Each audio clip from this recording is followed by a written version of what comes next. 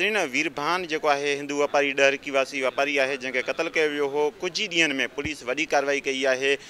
Police जो है एक ॿिनि ॾींहनि के अंदर ही जो है जवाबदार के गिरफ्तार कर वरितो है। इन वक्त असां SSP साउथ ज़ुबैर नज़ीर शेख ऐं SSP इन्वेस्टिगेशन फ़ारूक रज़ा साहब गॾु आहिनि। अचो त उन्हनि खां असां तफ़सीली ॻाल्हायूं।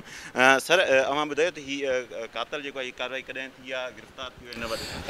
36 कलाकनि जे अंदर पुलिस मुख़्तलिफ़ टीमूं तश्कील ॾिनियूं इन हवाले सां ऐं पोइ असां टेक्निकल डेटा जी मदद सां हिकिड़ो मेजर सस्पेक्ट जेको आहे उन खे गिरफ़्तार कयो आहे, जंहिं मुख़्तलिफ़ ॻाल्हियूं असांखे ॿुधायूं ऐं मज़ीद जेका जांच आहे उहा जारी आहे।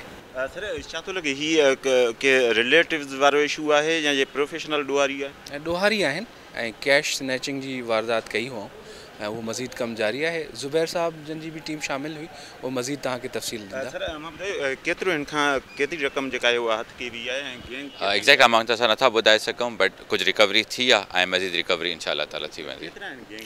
टोटल हिन महिल 5 आइडेंटिफाई थी चुका आहिनि। फर्दर जी आइडेंटिफाई थींदा वेंदा त गैंग पूरो थी वेंदो इंशाअल्लाह ताला। अच्छा सर ये पुलिस है लाज़मी है, ये वही अचीवमेंट आहे 36 कलाकनि जे अंदर जवाबदार जेके गिरफ़्तार किया विया आहिनि। जेकी हेठियां टीमूं आहिनि जिन कमु कयो आहे अवां जे उन कमांड में, उन्हनि लाइ के इनाम वग़ैरह जी सिफ़ारिश? बिल्कुलु उन्हनि खे असां प्रेस कॉन्फ्रेंस में भी हिते विहारियो हुयो ऐं उन्हनि जो जीअं हूंदो रिकमेंडेशन वेंदी उन्हनि खे इनाम थींदो। बिल्कुलु थी। जी नाज़रीन, अवां जेको आहे ॿिन्ही SSP जूं ॻाल्हियूं ॿुधियूं आहिनि। संदन चमड़ाए त 36 कलाकनि जे अंदर जेको आहे वीरभान जो जेको कातल आहे उनखे गिरफ़्तार कयो वियो आहे। इन गैंग में 4 ॿिया भी जवाबदार आहिनि जंहिंजी गिरफ़्तारी लाइ छापा जेकी आहिनि उहे हया पिया वञनि।